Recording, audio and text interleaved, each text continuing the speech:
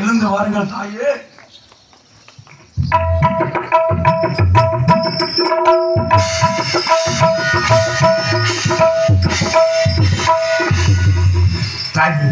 அதிபரசக்தி அன்னை அவ்வுலகையும் காக்கும் அயலோடி பிரபல நாயகி, தாங்கள் இந்த எல்லையிலே மானாகவும் மயிலாகவும் முயலாகவும் மாறி வந்து எங்கள் இடத்தில் விந்தைக்கு விந்தையாக விளையாட்டாக ஓடோடி வந்து சங்க மதுரைக்கு நுழைந்ததும் எங்களிடம் இப்பேற்பட்ட ஒரு மாய விளையாட்டாக விளையாண்டு கொண்டிருந்தாகி, நீ யார், எங்கிருந்து வந்தாய், எதற்காக இந்த வனத்திற்கு எங்க இருவரை வளைத்த காரணம் என்ன தாயி?